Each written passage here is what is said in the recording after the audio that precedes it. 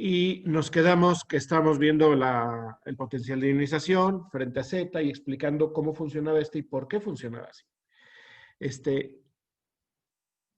Y les dejé un par de tareas que no era para entregar físicamente, sino me tenían que investigar. Y esta investigación es importante. Y era ¿por qué una configuración de capa llena es muy estable? Y que recordaran qué significa carga nuclear efectiva. En particular, la que más se ve y la más sencilla es la de Slater. Hay varias formas de aproximación para calcular carga nuclear efectiva, pero la más tradicional es la de Slater, por eso les ponía esta.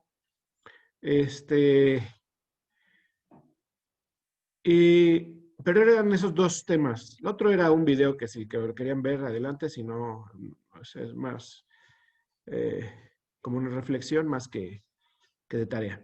Pero sí me interesa saber quién investigó lo de la capa llena que les estoy poniendo aquí. ¿Quién me podría decir? El que me lo diga bien, más o menos razonablemente bien, o que tenga una buena idea, que se vea que sí lo investigó y no que se lo está fumando en el momento, que se lo está imaginando en el momento, tiene medio punto para el próximo parcial.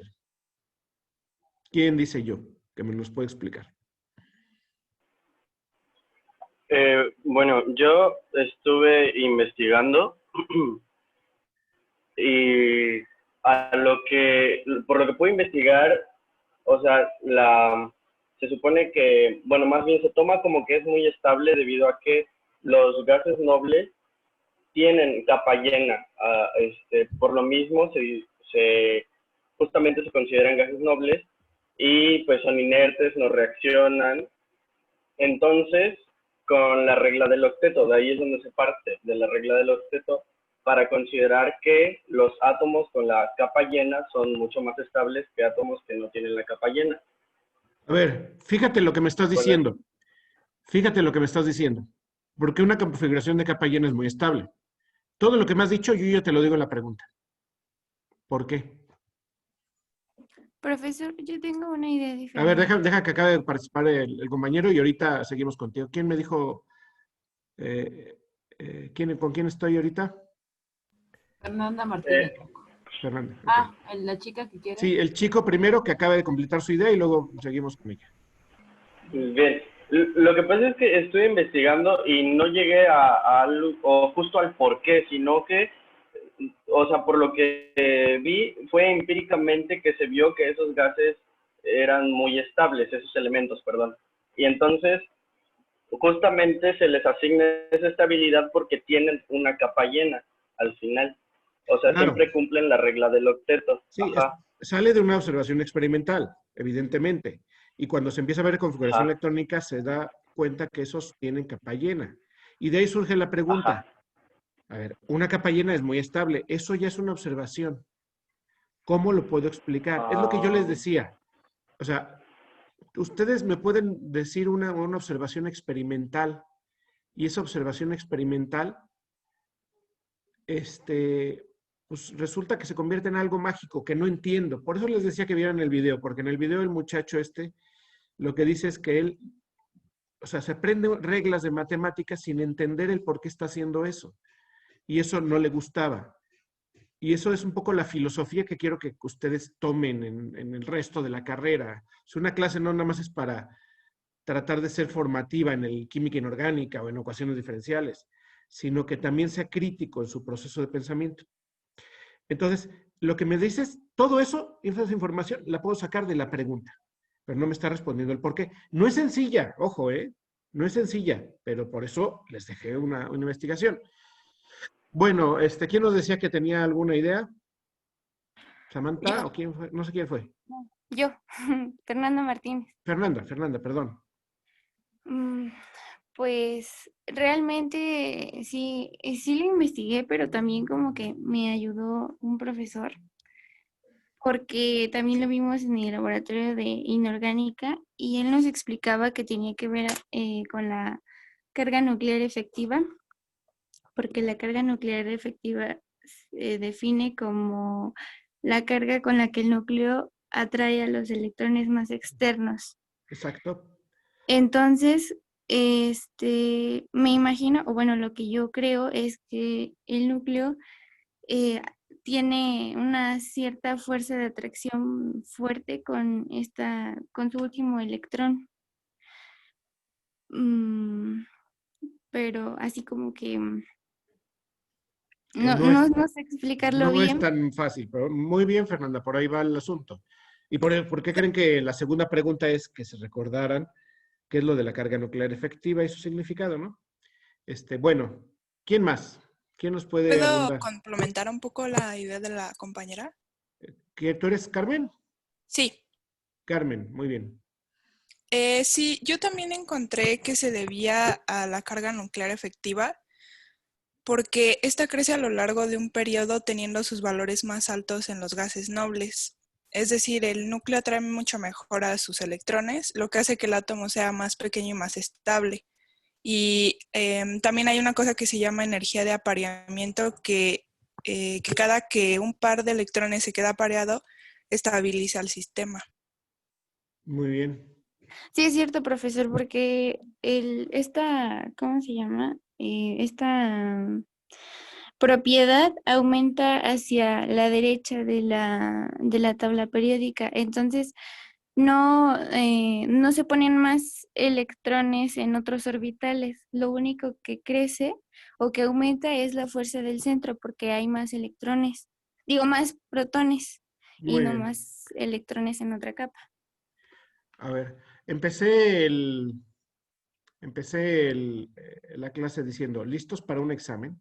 Entonces, uno está listo para un examen cuando uno entendió las cosas, los conceptos. Ahorita entre Fernanda y Carmen nos han complementado razonablemente bien los conceptos. Yo le preguntaría al resto, ¿ya están listos para que se las ponga como pregunta de examen?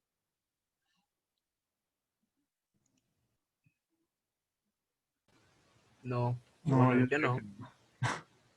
Bueno, Yo entonces, tampoco. ¿quieren que abundemos un poquito al respecto? Me parece importante esta parte, porque muchos de los fenómenos que vamos a ver, de las propiedades, potencial de ionización, comportamiento, y al final de cuentas, todas estas propiedades se correlacionan con reactividad química.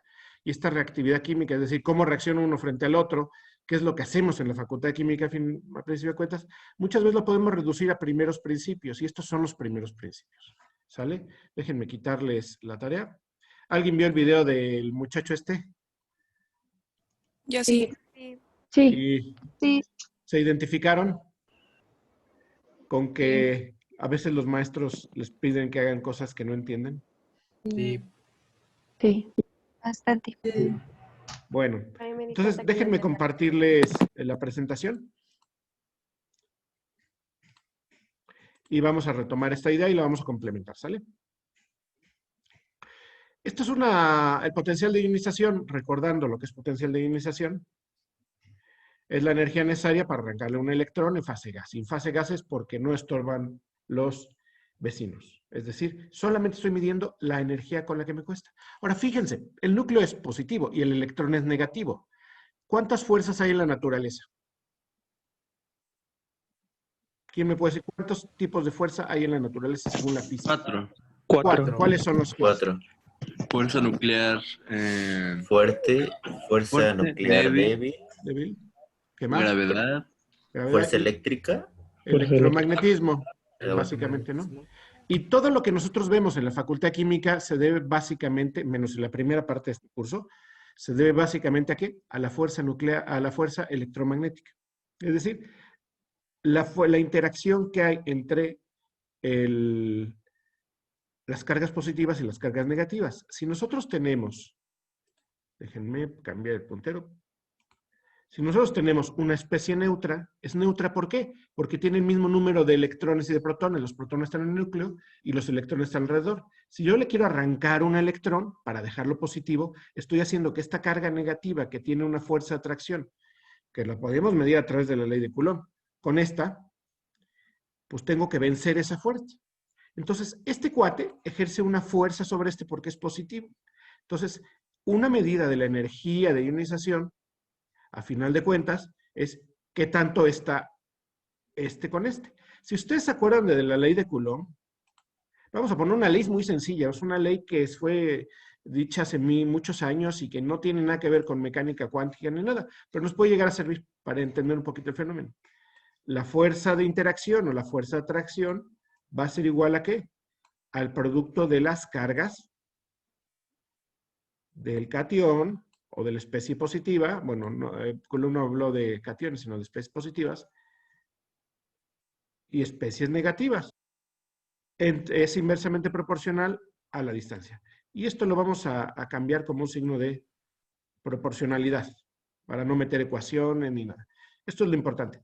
Contra más cargados estén, mayor va a ser la fuerza de interacción. Y contra más lejos estén, menor va a ser la fuerza de interacción, es inversamente proporcional. De tal manera que, amor de lejos, cuando está a mucha distancia, la fuerza es más atractiva. Entonces, ustedes ya saben el dicho, ¿no? Amor de lejos es de valientes, ¿verdad? Gente no muy inteligente. Entonces, amor de lejos es de valientes. Entonces, ¿por qué? Porque la fuerza de atracción disminuye conforme aumenta la distancia. ¿Sale? La fuerza de atracción disminuye. Pero aumenta proporcionalmente a las cargas. Es decir, si yo tengo mucha carga, va a atraer mucho al electrón, ¿vale? Y cuando hacemos esto, lo podemos hacer con cualquier electrón. Permítanme pasar a lo siguiente. Es decir, yo ya puedo tener una carga positiva y ahora le voy a sacar un segundo electrón. Este ahora es más positivo. Esta especie es positiva. ¿Sí? Entonces, arrancarle un electrón a algo positivo es más difícil que arrancarle un electrón a algo neutro. Si yo estoy comparando estos dos, este y este, el primero y el segundo potencial de ignición, porque este ya es positivo y si veo la ley de Coulomb, la fuerza de atracción va a ser mayor. ¿Sí? Entonces, de tal manera que yo voy a generar una especie que es 2 positivo, es decir, le arranqué un segundo electrón, y si yo veo las energías de ionización de primero y segundo potencial de ionización, las energías de ionización segundas siempre son mucho más altas que las primeras, evidentemente. Y siguen este patrón. Vamos a ver ahora cómo son la primera y segunda, por eso tengo esta gráfica aquí. La primera energía de ionización y la segunda energía de ionización. Fíjense, la primera energía de ionización es la negra. Arrancarle un electrón al litio no me cuesta casi nada energía. Arrancarle un electrón al helio me cuesta mucho más energía. Para arrancarle un electrón al litio más, porque ya es positivo, me cuesta muchísimo más energía. Entonces sigue claramente la ley de Coulomb. La fuerza de interacción es proporcional a el producto de las cargas. En el primer caso, en la línea negra, yo tengo átomos neutros y les arranco un electrón. Lo que nos decían Fernanda y Carmen, estoy bien con sus nombres, sí, ¿verdad? Lo que nos decían es, la carga nuclear efectiva es, yo tengo un átomo, tengo un núcleo, y el núcleo es positivo. Y el electrón que tengo aquí, este núcleo va a ejercer una cierta fuerza con este electrón. ¿Sí? Déjenme ponerles el pizarrón porque el lápiz del PowerPoint es malísimo. Va de nuevo. Tengo un átomo que es positivo. Y va a ejercer una fuerza sobre un electrón. Es carga positiva, carga negativa. Ley de Coulomb. ¿Sí? Contra mayor sea esta interacción, más energía me va a costar arrancar a este electrón. ¿Sí? Y este va a ejercer una atracción para acá. Y la definición de carga nuclear efectiva, si ustedes se acuerdan, es la carga efectiva, la carga neta efectiva que va a ejercer este núcleo sobre este electrón. Y resulta que pues yo lo que tengo aquí es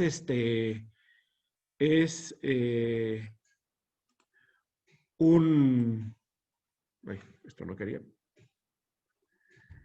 Yo lo que tengo aquí es básicamente un átomo, un núcleo positivo, pero en la mayoría de los átomos hay más de un electrón. Entonces, ¿dónde están esos electrones? Entonces, si ustedes se acuerdan de su estructura de la materia, los electrones pueden estar en orbitales y los orbitales pueden ser de mayor tamaño o menor tamaño. Si yo trato de ver dónde están los orbitales, vamos a tratar de ver. Los orbitales pues van a estar por acá, van a estar por acá, van a estar por acá o van a estar por acá. Si tengo muchos electrones aquí, van a crear un efecto que se llama efecto pantalla. Este efecto pantalla hace que la carga positiva que ejerce el núcleo sobre su último electrón, el núcleo sobre el último electrón, resulta que es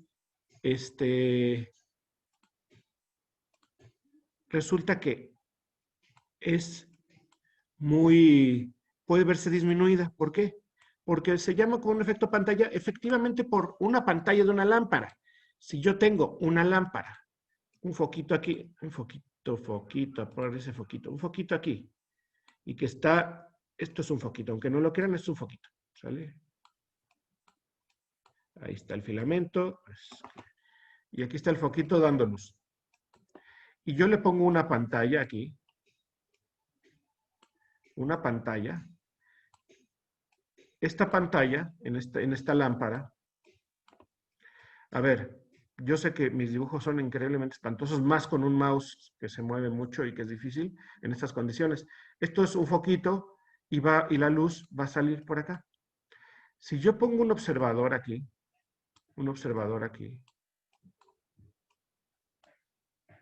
estas son las pestañas de un ojito, ¿cuánta luz va a haber? Pues depende de la pantalla. Si hay una pantalla muy grande va a haber poca luz. Lo mismo pasa aquí. El núcleo va a tener una pantalla que son los electrones que están antes físicamente del electrón que está aquí. Entonces, la carga neta que ejerce sobre restándoles el efecto pantalla, se llama carga nuclear efectiva y se pone así. Y esto ya lo habían de haber visto y se les dejó de tarea. Si yo pongo una pantalla totalmente mucho más transparente, lo que ve el ojo es mucho mayor. Si yo tengo una pantalla aquí mucho más, si yo tengo los electrones mucho más difuminados hacia afuera, el resto de los electrones del átomo, la carga que ejerce el núcleo sobre el último electrón va a ser mayor. Sin embargo, si yo tengo a mi núcleo positivo y tengo a mi electrón y la mayor parte de los electrones van a estar por aquí, el efecto pantalla va a ser muy grande y por lo tanto la carga que ejerce sobre va a ser menor porque hay mucho efecto pantalla por todos los electrones. Y eso lo calculó Slater con una serie de reglas, viendo qué tan profundos penetran o qué tan penetrantes son los orbitales y viendo dónde estoy midiendo el electrón que yo estoy midiendo, con una serie de reglas, que son las reglas de Slater para calcular carga nuclear efectiva. De tal manera que con estas reglas yo puedo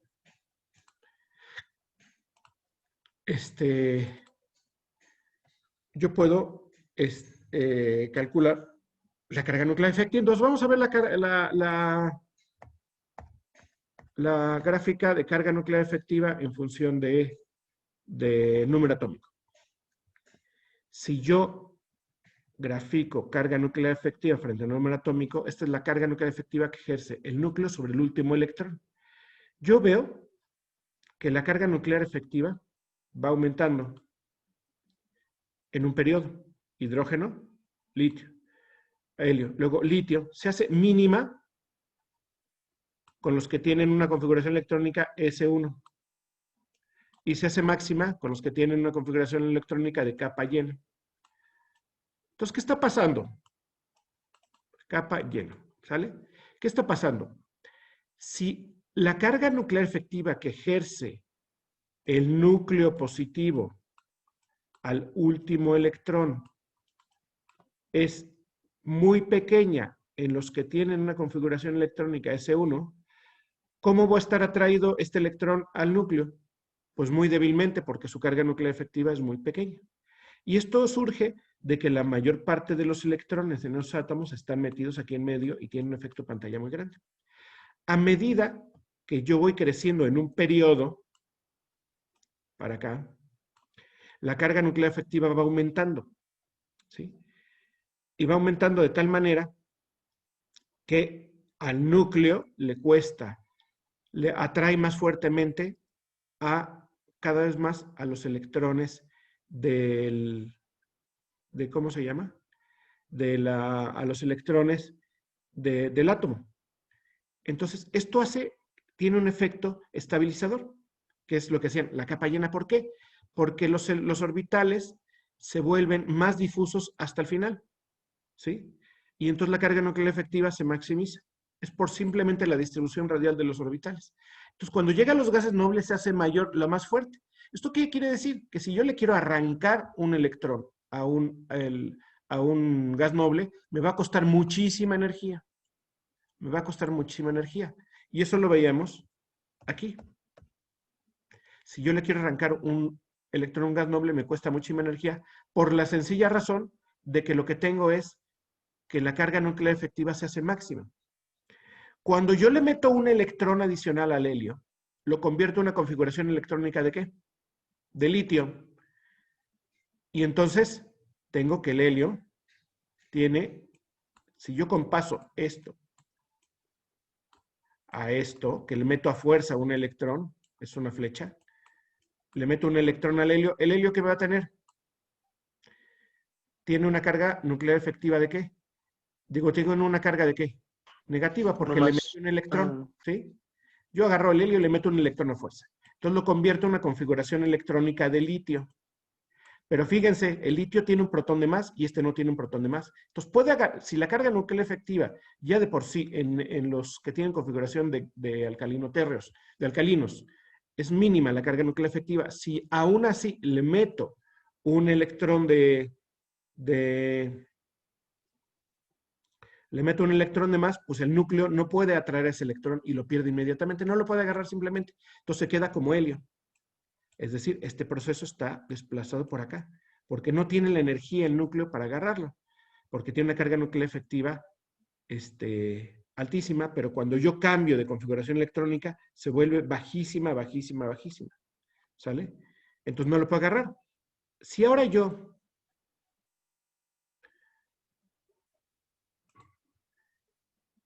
tomo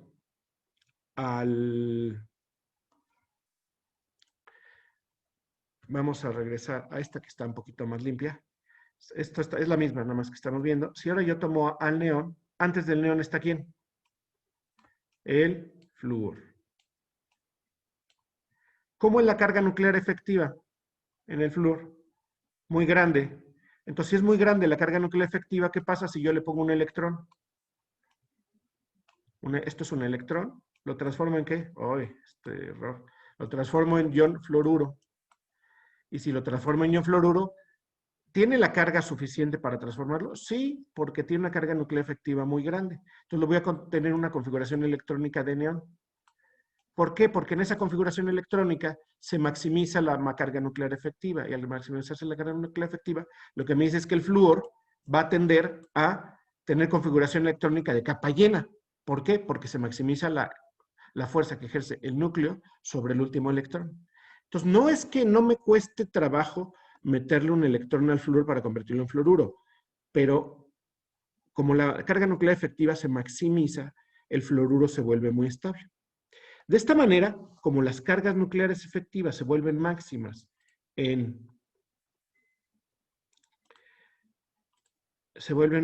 déjenme borrar esto para que se entienda más, se vuelven máximas en los... Profesor, yo Sí, tengo una duda. dime. ¿Por qué se maximiza la carga efectiva al llegar Por lo a siguiente, gases nobles? déjame hacerte un dibujito.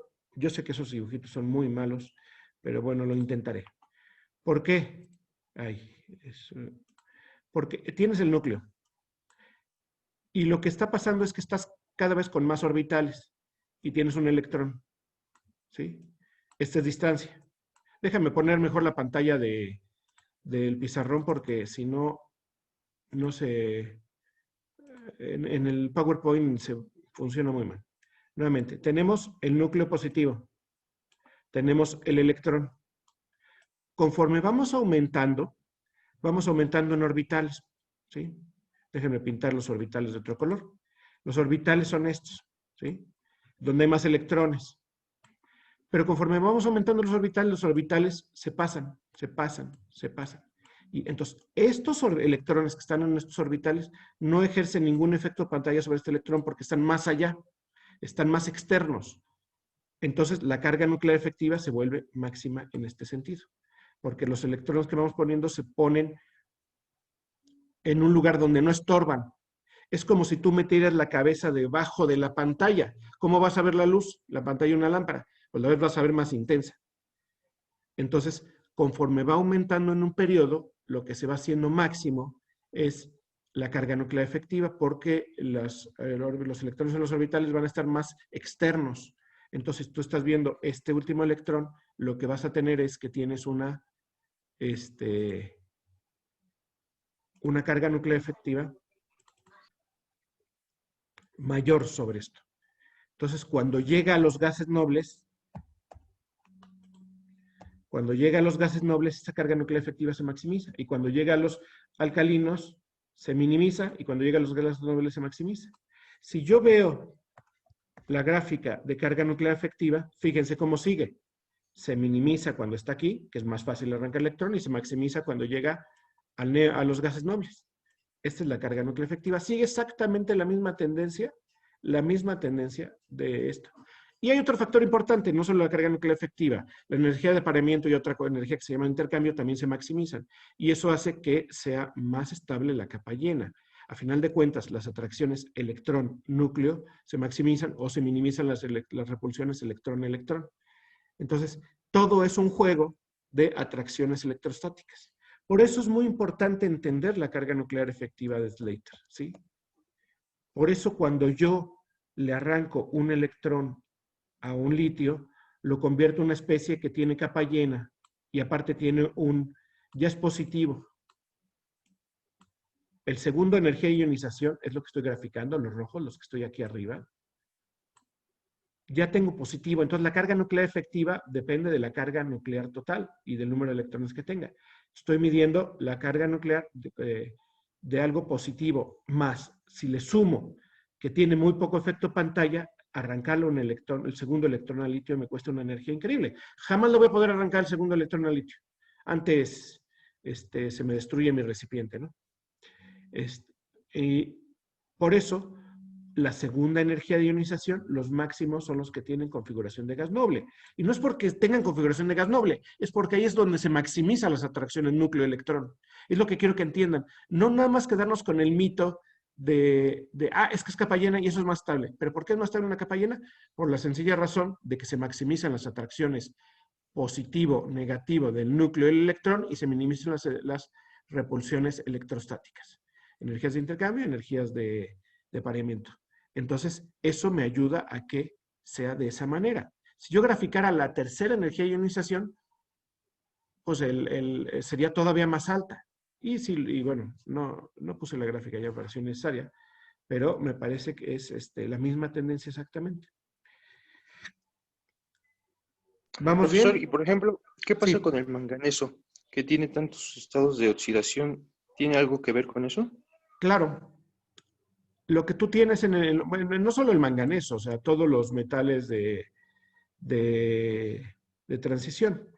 Por eso los metales de transición, si tú tienes la tabla periódica, vamos a abrirnos una tabla periódica, porque aquí está. Si tú tienes la tabla periódica, ¿qué configuración electrónica tienes? S, S y D.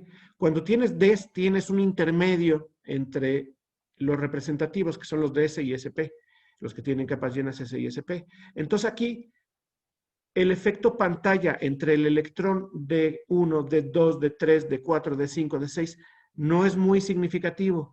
Entonces no me cuesta tanta energía arrancarle un segundo electrón en los metales de transición. Y es por eso que los metales de transición pueden tener varios estados de oxidación, porque no tengo tanta energía, requiero porque como son tantos y la penetración de los orbitales D es más o menos similar entre ellos, no tengo un efecto pantalla tan diferenciado con respecto a los representativos, que ahí tengo dos tipos de orbitales S y P. Aquí tengo básicamente D.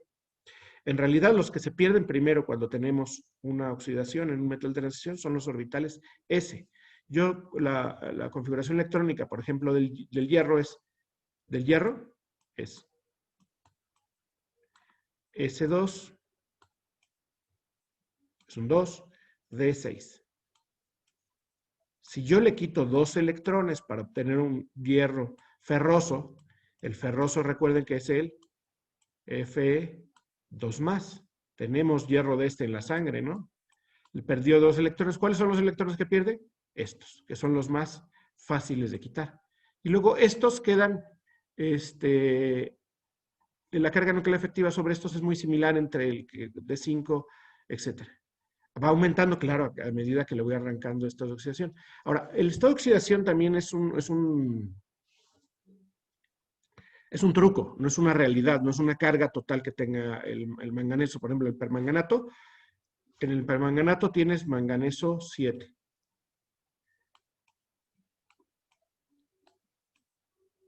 Este es el ion permanganato, ¿sale? Y esto es manganeso 7. No quiere decir, el estado de oxidación dice que es 7. No quiere decir que realmente haya perdido 7 electrones. O sea, ese es un truco que hacemos nosotros. Los estados de oxidación en realidad no existen.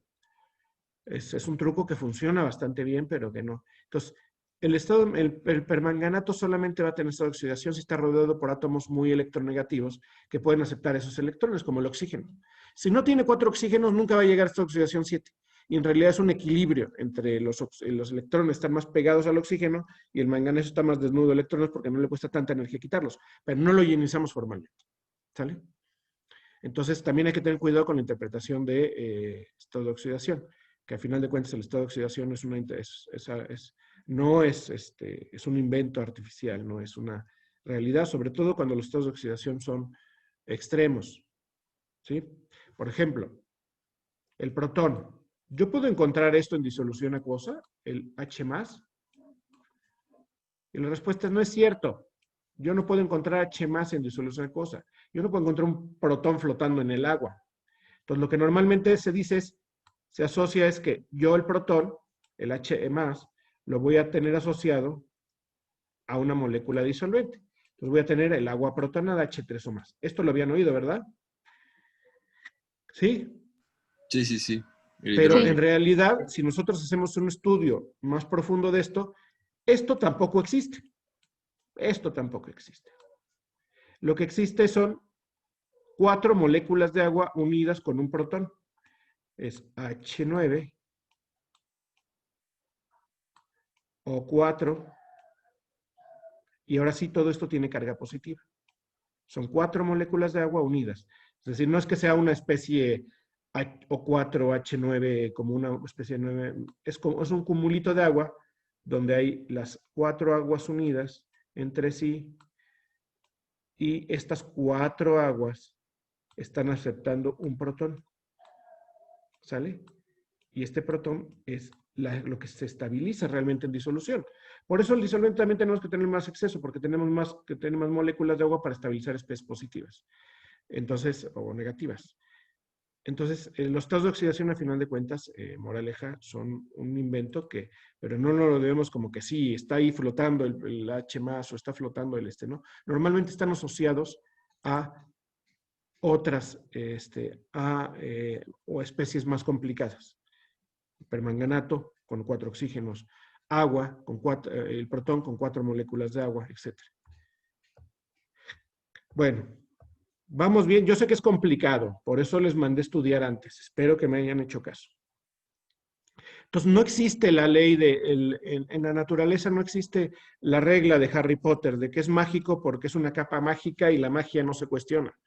Aquí sí nos podemos ir a primeros principios, y los primeros principios es una ley de atracción electrostática. Todo lo que domina la reactividad química, o la gran mayoría de lo que domina la reactividad química, no son ni las fuerzas nucleares fuertes, ni las fuerzas nucleares débiles, ni la fuerza de gravedad. Lo que domina la reactividad química es las fuerzas electrostáticas. Entonces es un juego de atracciones y repulsiones. ¿Qué tanto esta especie, que tiene cierto carácter positivo por el núcleo, va a atraer a los electrones y cómo se van a intercambiar estos? Y bueno, hay más juegos ahí, ¿no? Que ya han visto en la estructura de la materia.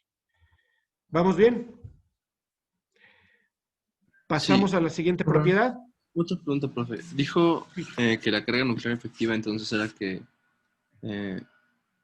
la estabilidad depende de la carga nuclear efectiva, ¿no? Porque se minimiza las interacciones electrostáticas y se maximiza... A ver, piensa... Se minimizan las repulsiones y se maximiza la atracción. Ok. A ver, tú, piénsate como un galán, súper galán. Si quieres atraer a una persona para que sea tu pareja, ¿qué haces? Maximizas, te pones como un burka de estos que usan las mujeres árabes, donde nada más se te ven los ojos, o por lo menos que se te vea la parte que tú consideras más atractiva. Pues lo que me haga ver más papi. Atractivo, ¿verdad? Entonces, lo que te haga más atractivo. Entonces, tienes que maximizar las atracciones, y las atracciones se llama carga nuclear efectiva. Contra mayor sea la carga nuclear efectiva, más fuerza va a ejercer en el núcleo. ¿Por qué? Porque simplemente sigue la ley de Coulomb. La ley del Coulomb, la fuerza de atracción es proporcional al producto de las cargas, ¿sí? E inversamente proporcional a la distancia. Bueno, más o menos. Entonces, si tú maximizas este factor, la fuerza de atracción va a ser mayor. Entonces, tú al ir aumentando un periodo, vas aumentando la carga nuclear efectiva por el simple hecho de que los electrones se vuelven más difusos. Entonces, te estás quitando capas, te estás quitando velos, ¿sí? Entonces, tu fuerza de atracción va a ser mayor. Entonces, vas a atraer más fuertemente al electrón. Si atraes muy fuertemente al electrón, ¿vas a aceptar otro electrón? No, porque aceptar otro electrón involucraría que te convertirías en una configuración electrónica poco estable. Es decir, que no tiene una gran carga nuclear efectiva. Y perder un electrón significaría invertir mucha energía porque tienes una carga nuclear efectiva máxima. Y eso se cumple en los gases nobles. Meterles un electrón de más involucraría cambiarle la configuración electrónica y minimizar la carga nuclear efectiva. Y arrancarles un electrón involucra invertir una gran energía porque la carga nuclear efectiva es máxima. Entonces no les gusta ni aceptar ni ceder. Por eso no reaccionan, por eso son nobles. ¿Sí? Recuerden de dónde viene la palabra nobles. La palabra nobles viene de las monarquías, donde los nobles, la nobleza, los que están asociados a los reyes y al poder, pues no les gustaba asociarse con nadie más socialmente, más que con ellos mismos. Entonces los gas nobles no se asocian con nadie porque asociarse involucra a ganar o perder electrones. Y ellos energéticamente es muy favorable a ganar o perder electrones, porque su carga nuclear efectiva sobre el último electrón es muy grande. Meterle un electrón involucra que ganó un electrón, pues ya le rompió la configuración electrónica. Y quitárselos también, porque la carga nuclear efectiva es máxima. ¿Más o menos? Sí, pero... ¿Alguna otra duda?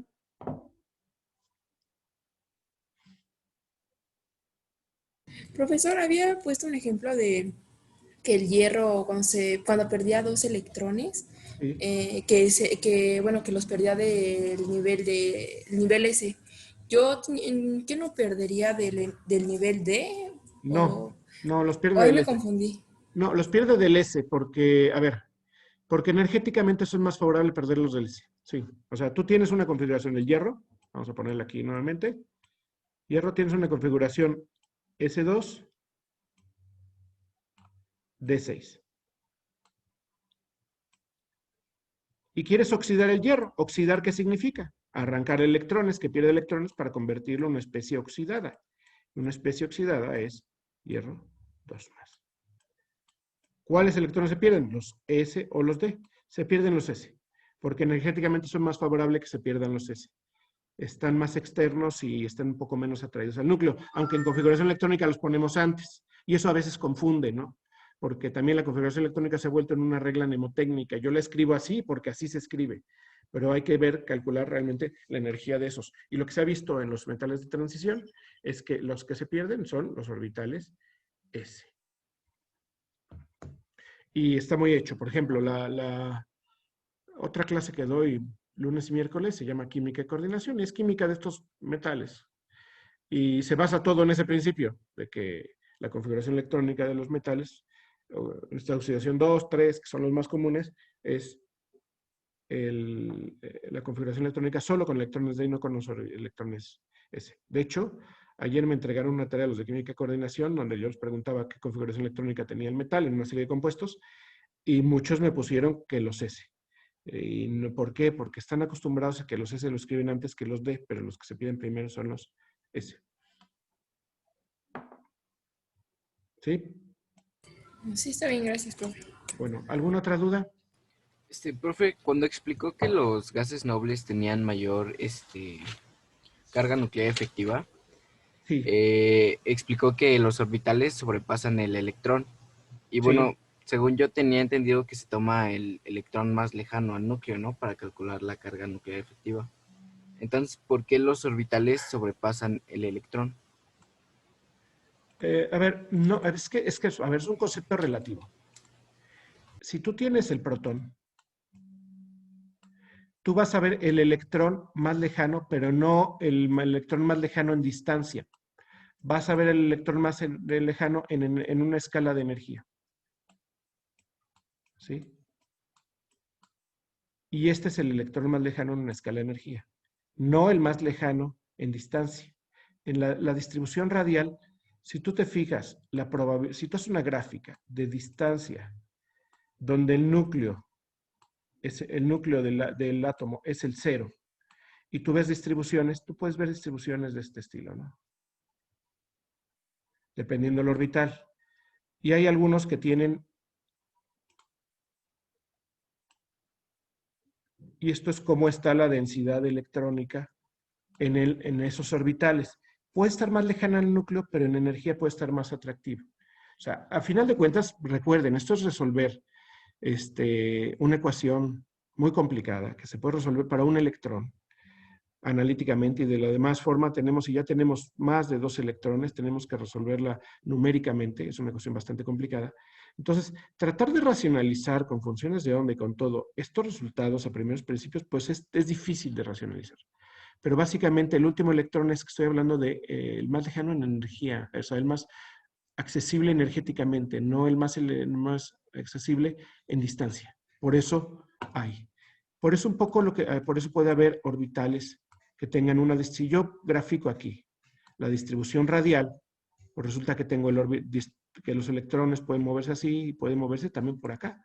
Aunque el electrón tenga una distribución radial, ese electrón puede tener una distribución radial más o menos en este sentido. ¿Sí? Lo que estoy graficando aquí es la probabilidad de encontrar el electrón en función de la distancia. Entonces, no es nada más cuál es el más lejano.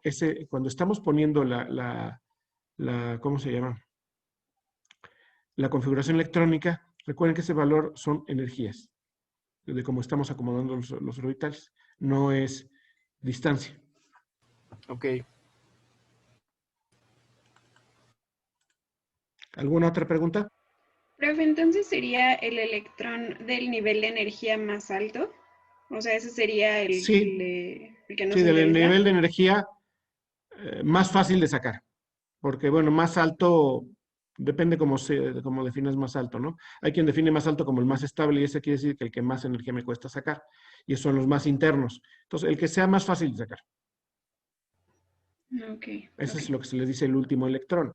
Y tiene sentido, ¿no? O sea, si tengo un átomo neutro, le voy a arrancar esto ya soy en afinidad, perdón. Si tengo un átomo neutro,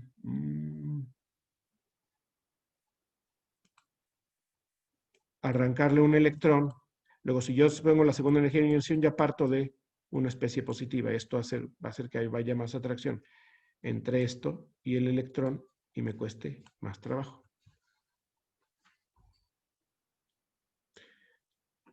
Bueno, por eso era importante revisar este tipo de conceptos. Tenemos un problema, o sea, es un problema a nivel mundial. Y el problema a nivel mundial es muy sencillo. ¿Cuándo les dan estructura a la materia a ustedes? El semestre pasado. Es segundo semestre, ¿verdad?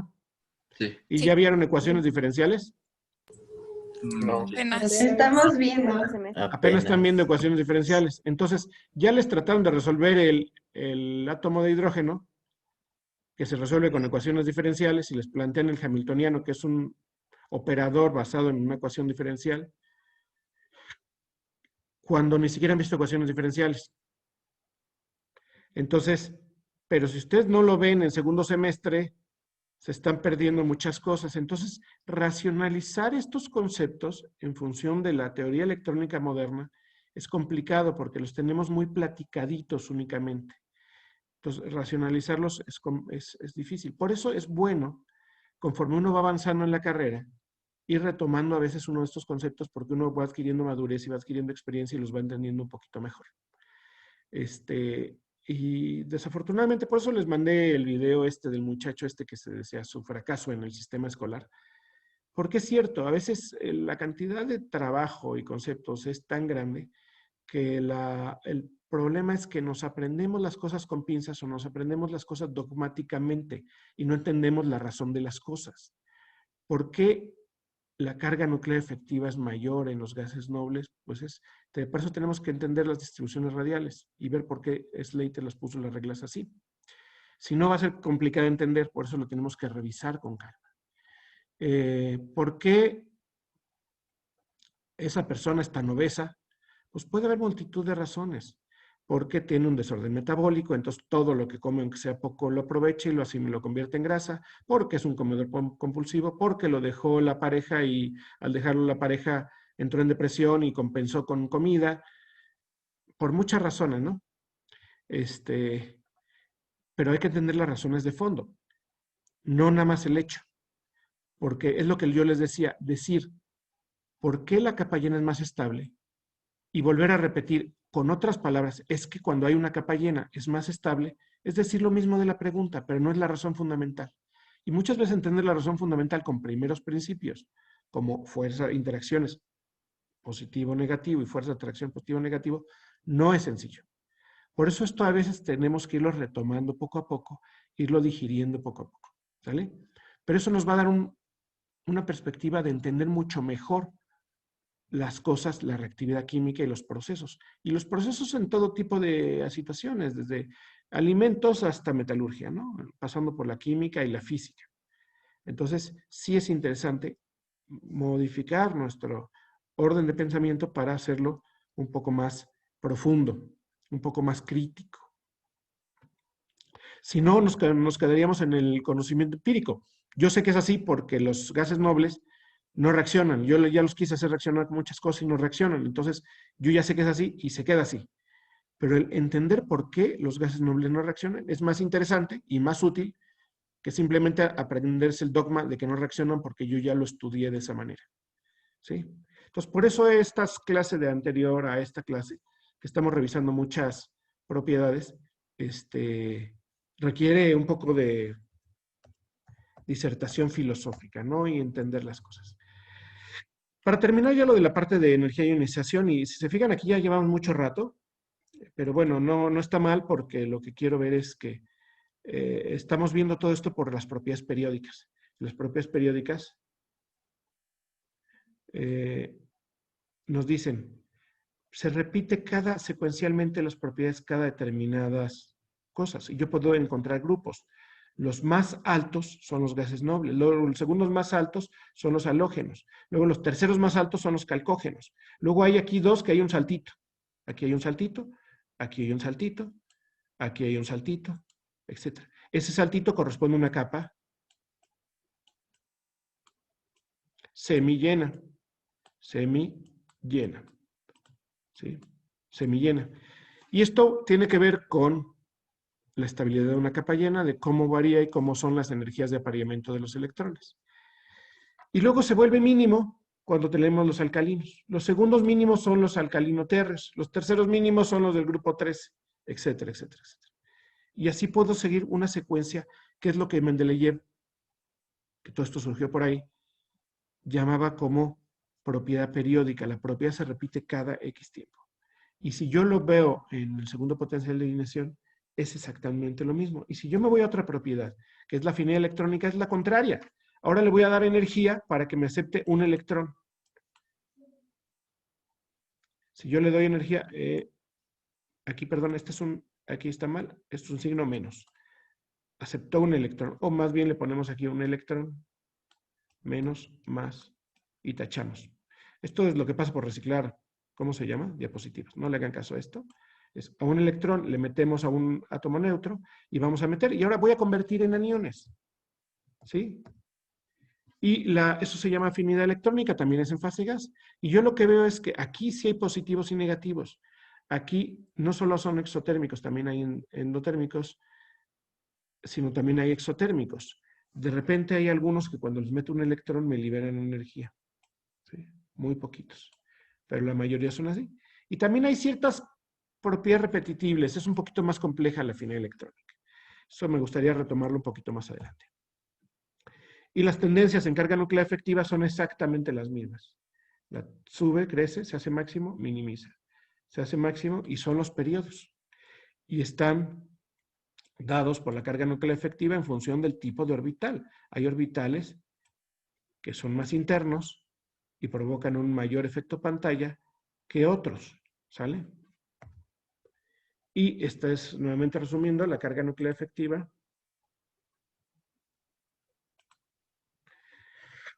va aumentando conforme aumenta un periodo. Y eso hace, déjenme, y eso hace esta situación. Déjenme retomar esta gráfica que la tenía puesto más adelante, que es el tamaño de un átomo. Un tamaño de un átomo se hace más grande y luego se reduce hasta los gases nobles. ¿Se reduce por qué? Porque los electrones en un átomo están más cerca están más compactados porque el núcleo ejerce mayor energía de atracción sobre ellos. Cuando la carga nuclear efectiva es mínima, los electrones van a hacer que tenga un núcleo máximo. Entonces, si yo veo un periodo, el tamaño de un átomo va disminuyendo a pesar de que le voy metiendo más electrones, lo que es lo mismo. El tamaño de un átomo en un periodo va disminuyendo. ¿Por qué? Porque la carga nuclear efectiva se va haciendo más grande. Es decir, yo le meto más electrones a un átomo, este tiene más electrones que este, y este tiene más electrones que este, y este tiene más electrones que estos, y este tiene más electrones que estos. Y aún así, se va reduciendo en tamaño porque la carga nuclear efectiva se hace más grande.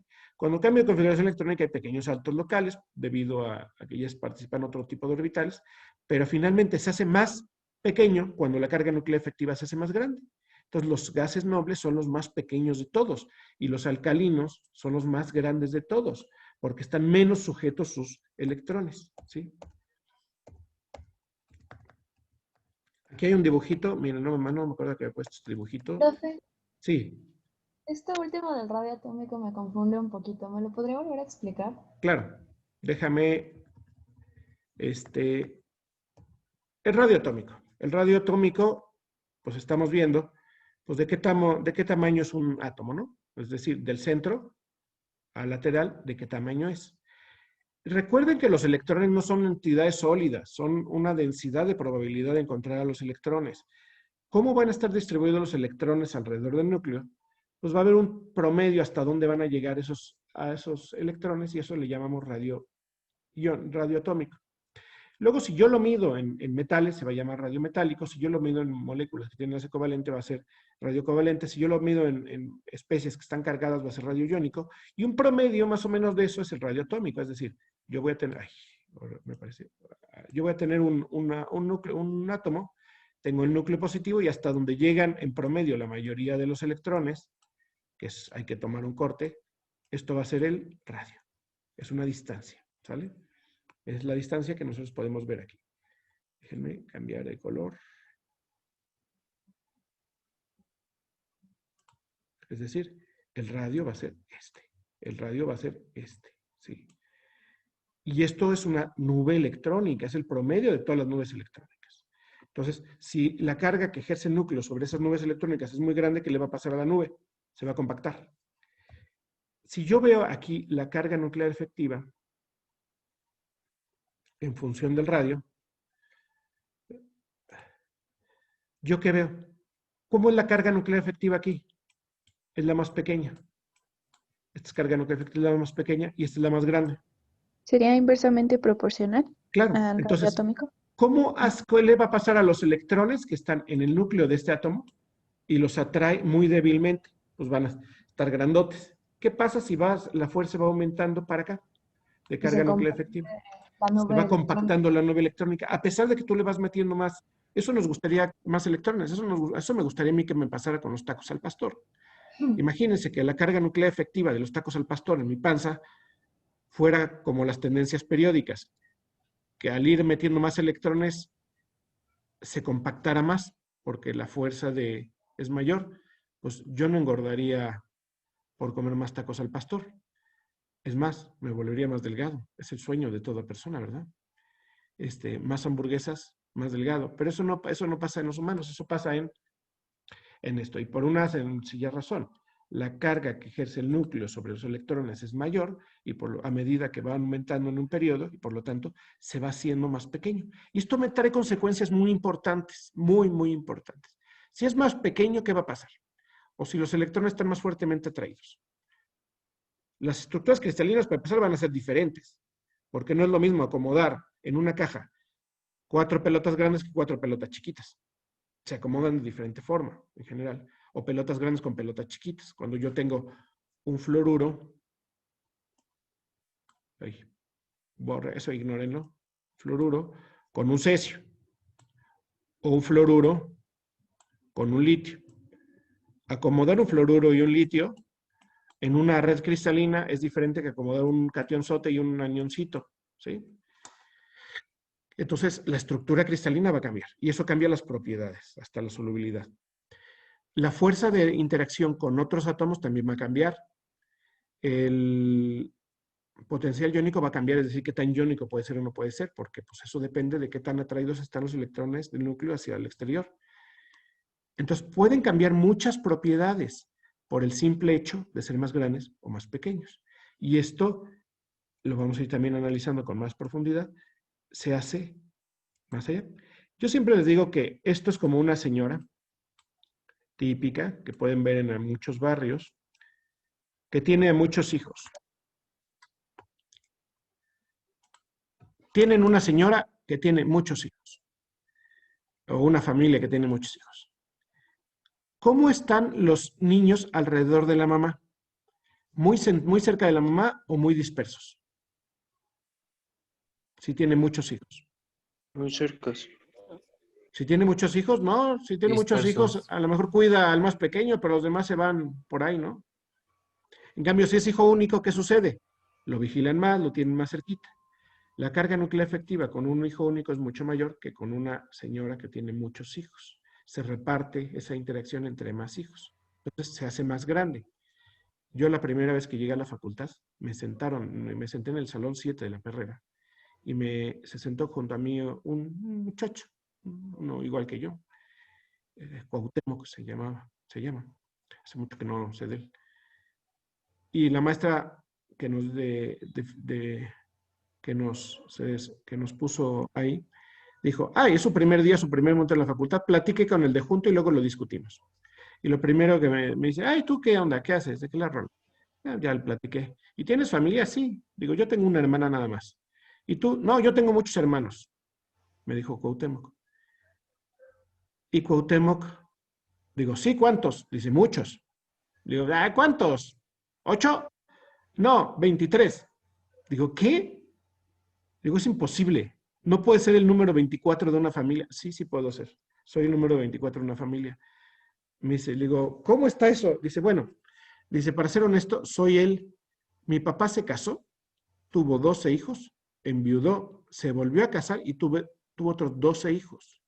Y yo soy el último de los 12, de la segunda tanda de 12 hijos, soy el 24. Dice, pero todos nos hemos visto como una familia.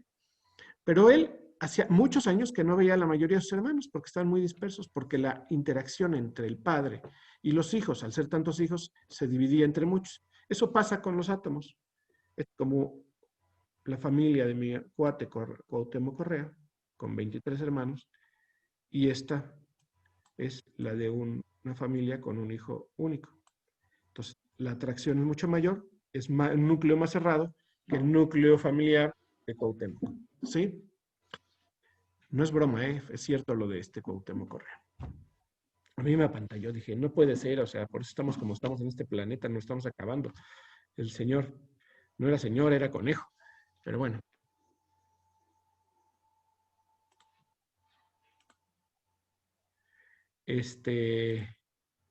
Entonces, el tamaño de los átomos Va muy relacionado con la carga nuclear efectiva, evidentemente. Vamos a regresar un poquito. Y el tamaño de los átomos, pues vean, sigue la misma tendencia que la carga nuclear. La mismita tendencia.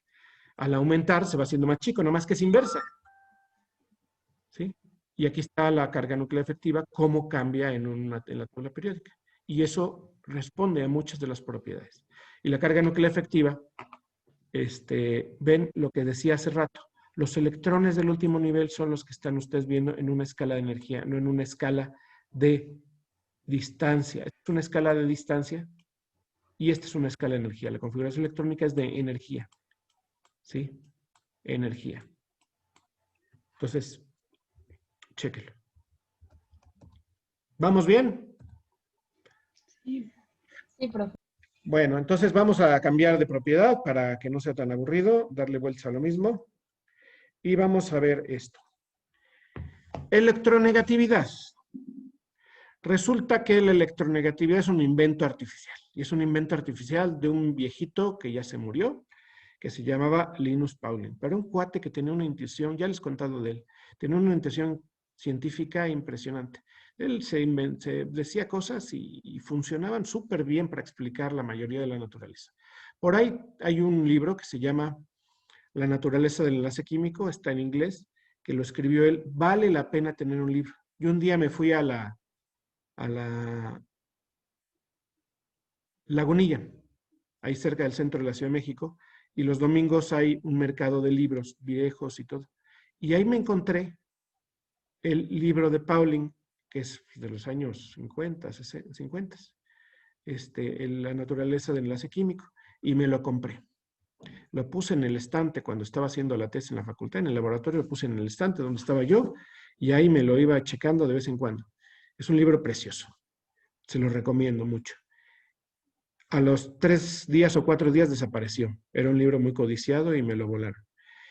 Pero ahora hay, como Internet es bondadoso con su ahora Internet y conseguirlo en PDF es relativamente fácil. Se lo recomiendo mucho porque esto que vamos a hablar viene muy bien explicado ahí. ¿Sale? Y es el famosísimo término electronegatividad. Y lo que vio Pauling es que ya tenemos átomos.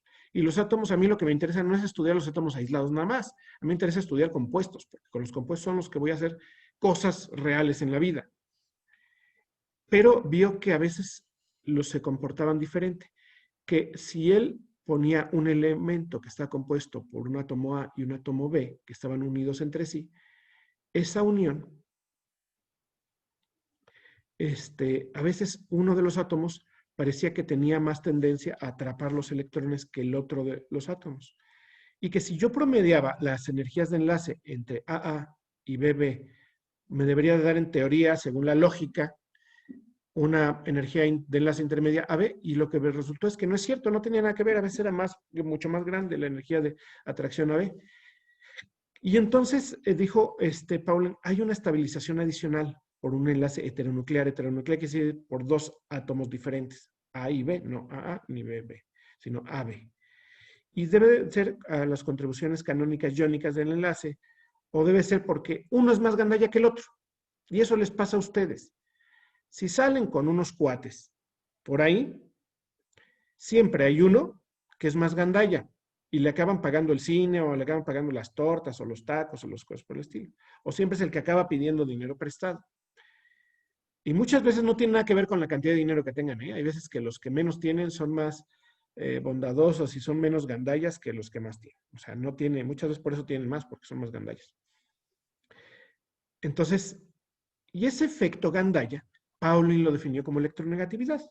Y dijo, si vamos a unir 2 átomos, la capacidad para atraer los electrones de un átomo cuando está formando un enlace, es decir, voy a tener un enlace, que es esta rayita de aquí, que ahí va a haber un par de electrones entre estos 2 átomos, A y B.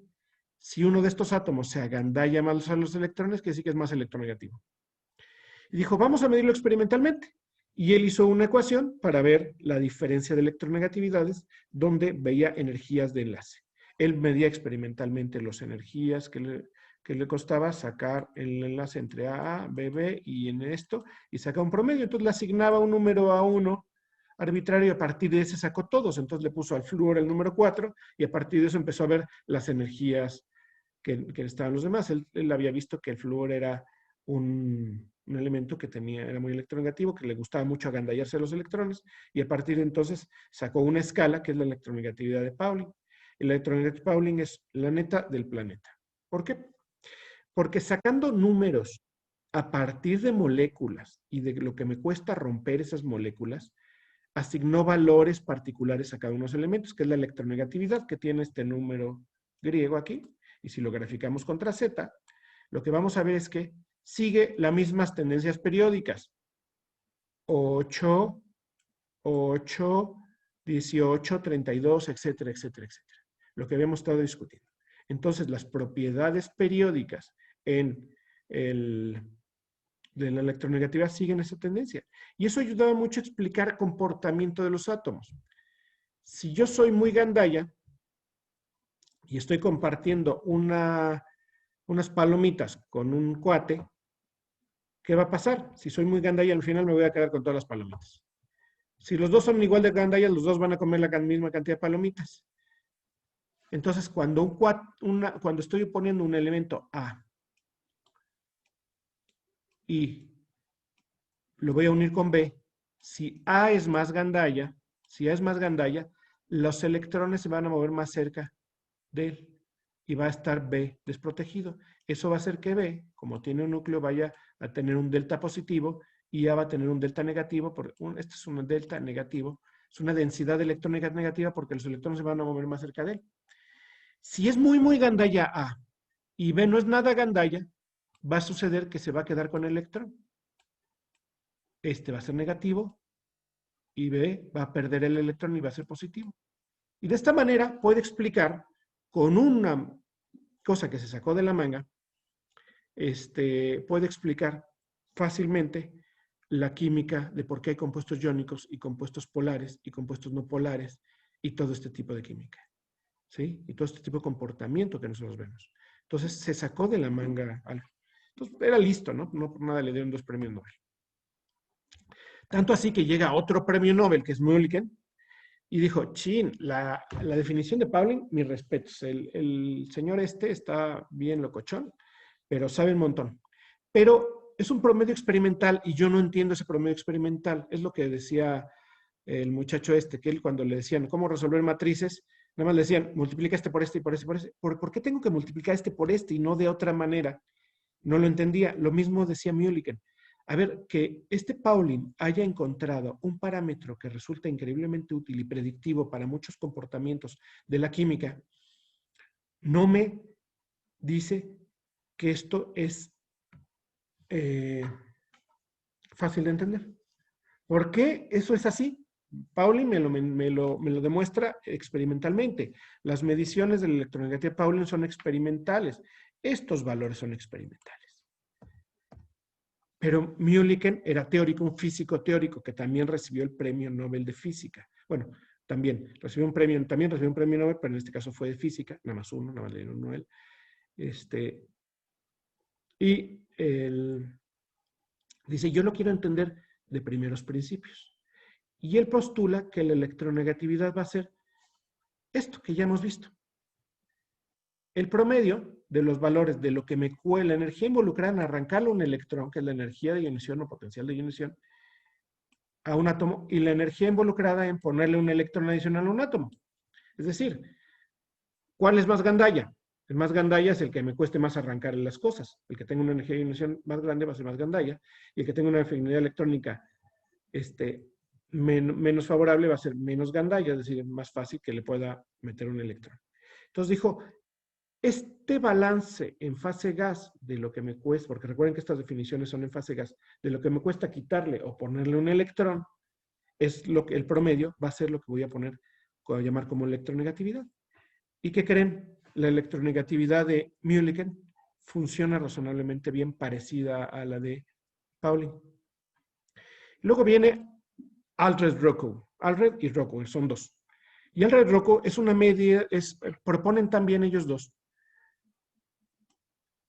una medida para determinar los valores de la fuerza electrostática que ejerce el núcleo. Entonces, nuevamente regresamos al concepto de carga nuclear efectiva.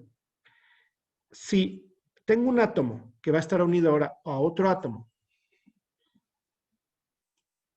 un átomo que va a estar unido a otro átomo, y entre ellos dos van a andar los electrones, la carga nuclear efectiva que tenga uno, la fuerza que ejerce realmente uno sobre el otro va a decir que es más gandalla. El más gandalla va a ser que tenga la carga nuclear efectiva más grande, según esto. Y el Reddy-Rockow proponen una fórmula para calcular la carga nuclear efectiva, la electronegatividad a partir de la carga nuclear efectiva. Entonces tenemos aquí, hay más formas, tenemos 3 muy comunes y corrientes, formas de calcular electronegatividad, que es la capacidad de un átomo para atraer electrones en un enlace, ¿sí? Capacidad de un átomo para atraer electrones en un enlace. Es importante el concepto de enlace porque se da en ese concepto de cuando se enfrenta con otro para enlazarse, ¿cómo va a ser?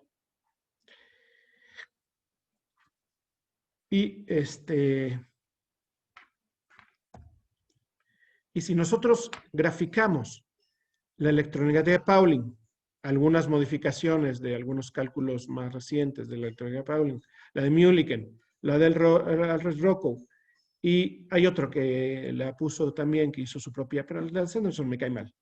Ahorita les cuento por qué me cae mal Sanderson. Y el promedio, pues resulta que todos están un poquito más arriba, un poquito más abajo, pero todos tienen la misma tendencia. Es decir, la predicción de Pauling es increíblemente buena con otras cosas, con primeros principios. Afinidad electrónica, energía de ionicización y carga nuclear efectiva. Para terminar, les voy a contar por qué me cae mal Sanderson. Sanderson es que hizo un libro, que es un libro muy bueno, era un buen químico, era muy listo. O sea, hacía cosas interesantes. El problema es que era muy creído y me cae mal la gente creída. Entonces, en su libro, un libro famoso que escribió Sanderson, pone que está mal, que Pauling se equivocó, que Pauling definió electronegatividad mal y él define su electronegatividad, la electronegatividad de Sanderson. Entonces tú dices, ¿cómo te atreves a contradecir a Pauling? No porque Pauling no se puede equivocar, era humano y se equivocaba seguramente más de una vez, sino por una sencilla razón. Es una definición. Y yo puedo dar una definición de lo que yo crea conveniente. Y nadie me puede rebatir esa definición. Es decir, si yo agarro una hoja de papel, la arrugo de tal manera que queda cierta forma, y le echo 2 gotitas de agua y le pongo 3 rayitas moradas, y defino a esa hoja arrugada con 2 gotitas de agua y 3 rayitas moradas como algorolito, y yo lo defino así, y escribo esa definición, ¿alguien me lo puede negar? No, yo bauticé a esa cosa que creé como algorolito. Que esa definición que acabo de crear sea totalmente ridícula y absurda es otra cosa.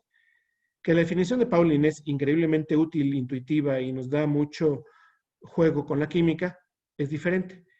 Entonces, lo que tenía que haber hecho Sanderson de decir, a ver, Pauling propuso un término que es muy útil, es maravilloso y reconocerle que tuvo un gran acierto. Yo voy a proponer otro término y él lo hubiera llamado de otra manera. No criticar al otro diciendo que él podía haberlo hecho mejor, cuando a él no se le ocurrió esa definición originalmente.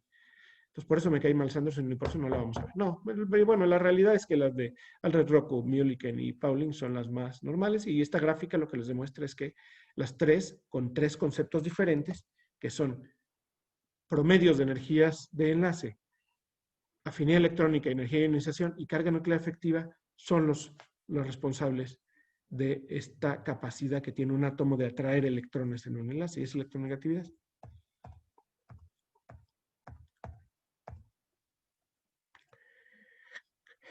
Bueno, vamos a dejarlo aquí. ¿Dudas hasta aquí? No, yo sé que creo que no. No, profe. Yo creo que esta clase fue densa, ¿no? O sea, conceptualmente difícil de seguir. Es difícil, entonces, pero no se echen para atrás. Vayan revisando los conceptos, vamos viéndolos, ¿sale? Y sobre todo vamos a irlos aplicando, eso es lo más útil.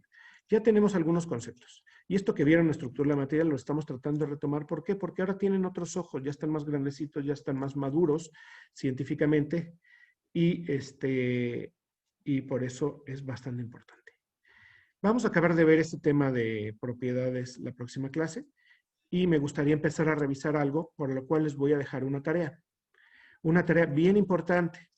Vamos a empezar a ver enlace y algunas fuerzas intermoleculares. Pero antes de saber fuerzas intermoleculares, tenemos que conceptualizar con el modelo más sencillo los conceptos de enlace químico. Ese modelo más sencillo es la teoría del octeto de Lewis o Lewis. Entonces, van de tarea a revisar y se van a volver expertos en la teoría del octeto de Lewis. Van a poder sacar estructuras de Lewis. Vamos a sacar aleatoriamente a alguna persona de la lista y nos va a resolver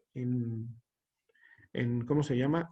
Aquí en la pantalla, alguna estructura de Lewis, de alguna moleculita sencilla, y porque ustedes ya lo saben hacer, no me quiero detener, ya lo vi en química general, ya lo vieron en la estructura de la materia, no quiero volverlo a ver, quiero utilizarlo como herramienta, pero para lo cual requiero que ustedes se pongan de acuerdo para trabajar.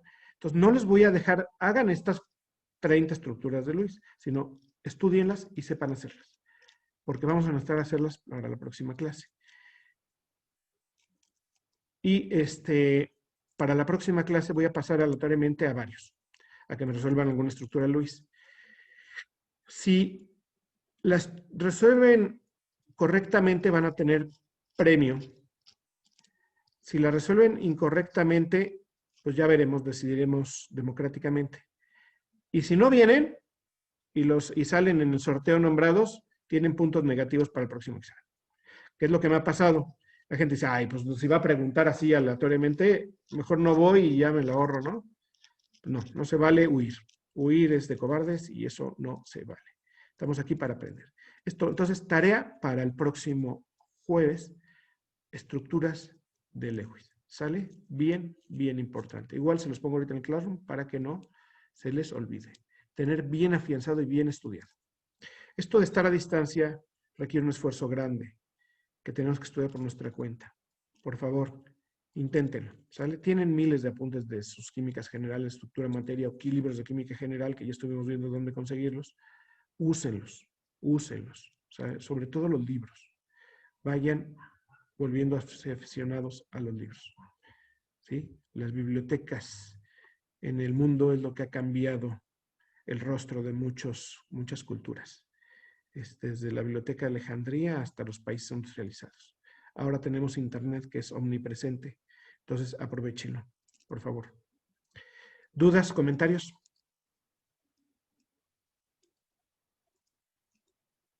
No, profesor. No, profe. No, profe, muchas gracias. Paro de grabar.